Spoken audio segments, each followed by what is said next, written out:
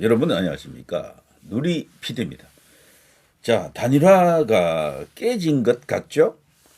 뭐 완전히 끝났다, 100% 끝났다, 가능성 0이다, 뭐 이렇게 말하기는 어렵지만 확률상으로는 뭐 거의 이제 희망이 없어졌다.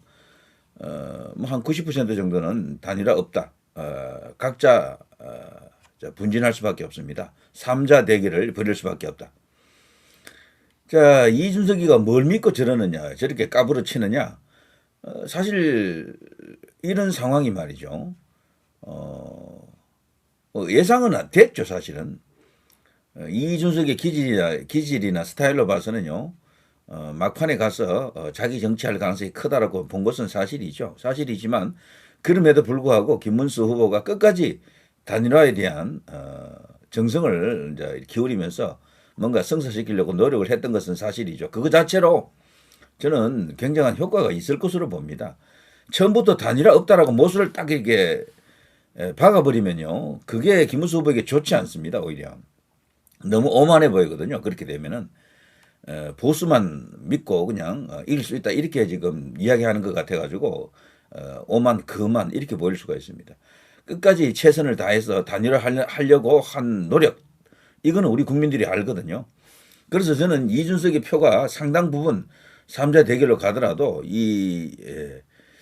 이번에 이제 마지막 토론을 이제 계기로 완전히 이제 각자의 성격 이런 게 다 드러났잖아요. 이동할 것으로 생각이 됩니다. 자, 이렇게 되면요. 이준석이가 자기 색깔 이제 드러냈다. 정체가 드러났다. 본색이 드러났다.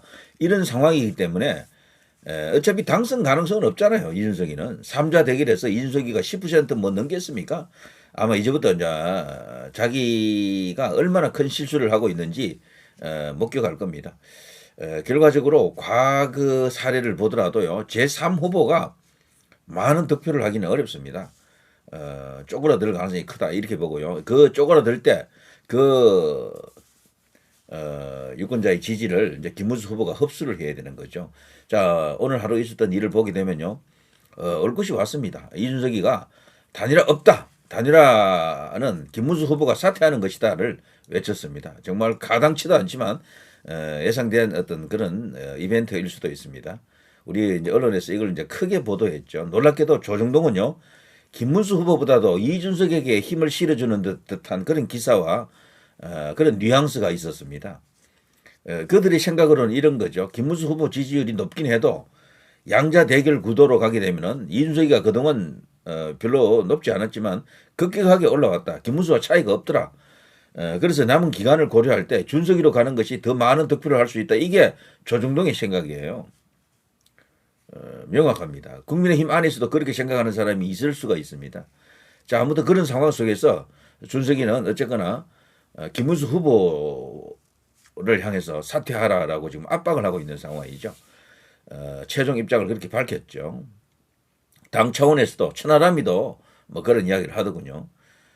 김문수 후보가 사퇴하지 않으면 이 패배, 이번 대선에서 패배할 경우 오로지 이것은 김문수의 책임이다. 이런 식으로 떠들던데, 야, 정말 정치라는 게요. 정말 눈 감고 있으면 코베 가는 그런 세계인 것 같습니다. 자, TV 토론, 자, 이 마치고 나서 김문수가 사퇴하는 것이 정답이다. 이게 자, 조갑제의 이야기입니다. 보수 논객 최대 망언 터졌다. 이 조갑제는 오래전부터 이 이준석이를 대선 후보로 꼽고 지지하고 있었죠. 어쨌거나 이런 상황. 자, 그렇지만 김문수 후보로 대세가 몰리는 또 다른 뉴스가 있습니다. 이낙연이 이제 김문수 후보의 손을 들어주고 이재명 정부가 탄생하는 것을 막자 괴물 정권이라고 하더군요. 괴물 정권. 괴물 정권이 이제 태어나는 것을 막아야 된다. 그러면서 전격적으로 공동정부 구성에도 합의한 것 같습니다. 김문수, 이낙연 조합이 영호남 조합이 터졌습니다. 이번에 호남에서요. 진짜로 이런 식이면은 적어도 한 30% 정도 지지를 줘야 됩니다. 그게 당연한 겁니다. 언제까지 호남이 90% 이상 한쪽 정당에 집중하는 것은 이것은 대한민국의 그리고 역사 발전에 그리고 호남 스스로의 정체성 그 문제도 있고요. 등등등 해서 이번만큼은 7대3 정도는 만들어줘야 된다라고 한번 이야기해보고 싶습니다. 자, 인비도 많았다. 보수 결집, 영혼까지 이제 끌어들인다. 박근혜 대통령도 만나고 이명박 전 대통령도 만나고 이렇게 되면요. 보수 결집은 충분히 이루어질 수가 있다. 과거에는 보수 결집만으로도 대선에서 승리할 수가 있었어요. 그런데 요즘은 보수 결집만 갖고는 조금 부족합니다. 그래서 범보수라 그러죠. 범보수. 범보수 결집이라고 할 때 그 범에는요. 외곽에 있는 느슨한 지지층, 그 왔다리 갔다리층 그리고 일부 중도층까지를 포함한 개념이죠. 그 범보수가 결집하면은 이긴다라는 거죠. 자, 그걸 김문수 후보가 과연 해낼 것인가? 자, 뭐 이것도 상당히 우리 유력 이제 메이저 언론사에서는 전혀 보도하지 않지만요. 이것도 심상치 않은 태풍의 눈 중에 한 개죠. 이번만큼은 부정선거 니들이 마음 놓고 못한다 이런 의미도 됩니다. 그래서 기대하는 바가 없지 않아 있습니다. 이건 제가 다른 시간에 다시 한 번 더 이야기할 생각인데요. 6.3 대선 국제선거감시단 자 모스탄 존 밀스 전 미 육군 대령 여기서 가장 핵심적인 인물은 모스탄입니다. 이분은요 한국계입니다. 한국계 성씨가 단씨라고 하네요. 단씨.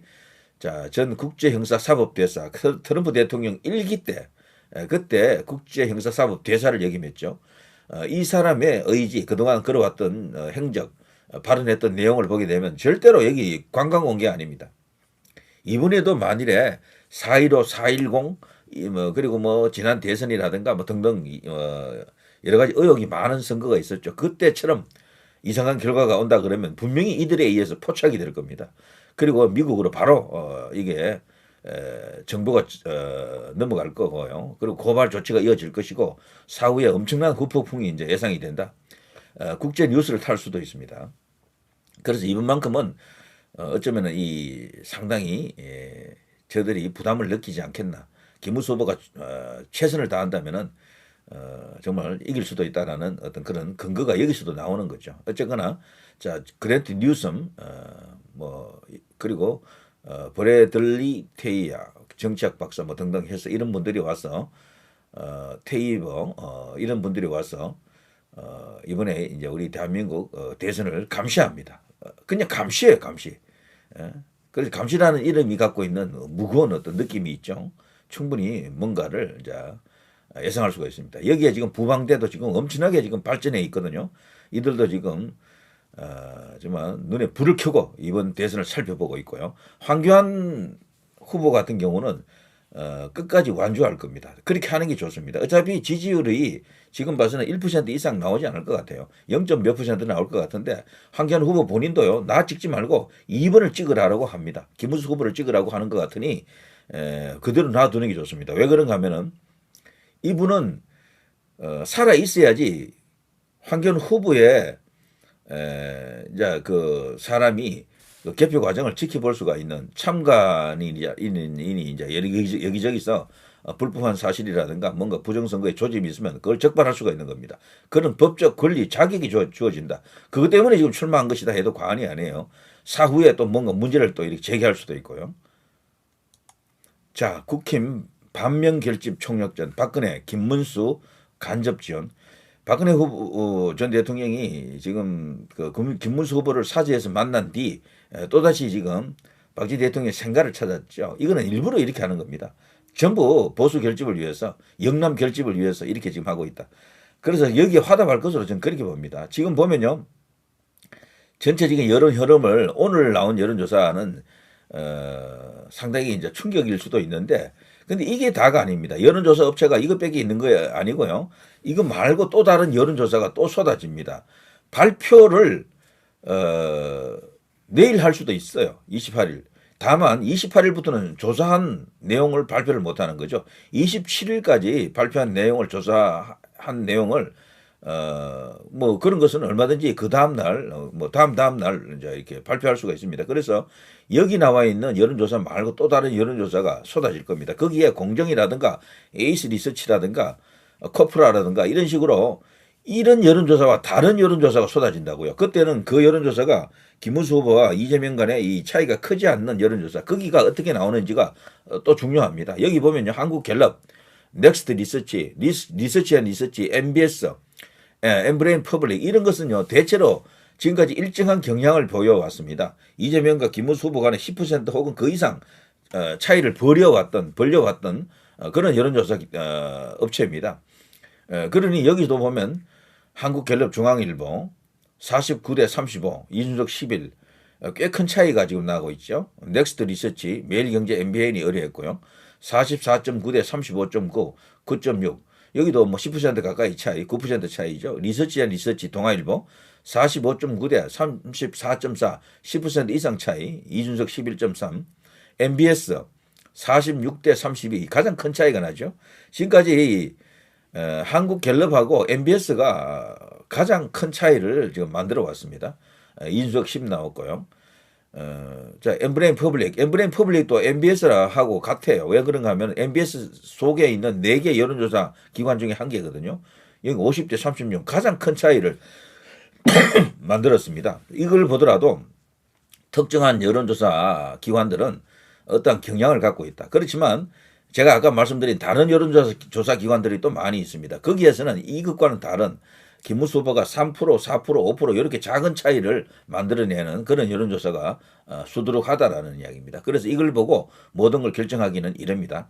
이준석이는 평균적으로 한 10% 정도 나오고요. 김문수 후보는 여기에서도 한 35 정도 나온다 이렇게 보시면 됩니다.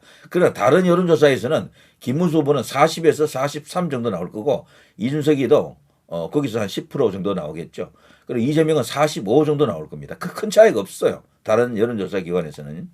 자, 이런 식이죠. 이재명 46.5, 김문수 40.4, 이준석 지지자 28%, 변경 가능하다. 에이스 리서치. 준석이가 이번에 단일화 안 한다 했기 때문에요. 급격하게 준석이 지지율은 떨어질 겁니다. 어차피 당선 가능성이 없기 때문에 사표잖아요. 미래를 위해서 투표한다라는 것은 물론 그런 것도 있긴 한데 약합니다. 그거는 동력이 약해요. 준석이는 이번에 큰 실수를 했다라고 볼 수가 있습니다. 김문수 후보를 밀어주고 그 후를 도모하는 게 자기에게는 좋았을 텐데 어쨌거나 이런 식으로 해서 스스로 무덤을 파고 있다 이런 생각이 듭니다. 자, 여론조사가요 또 발표됩니다. 이게 다가 아니에요. 충분히 대역전승할 수 있는 그런 좋은 여론조사가 또 쏟아질 것으로 보고 있습니다. 자, 누리 PD 김준희였습니다.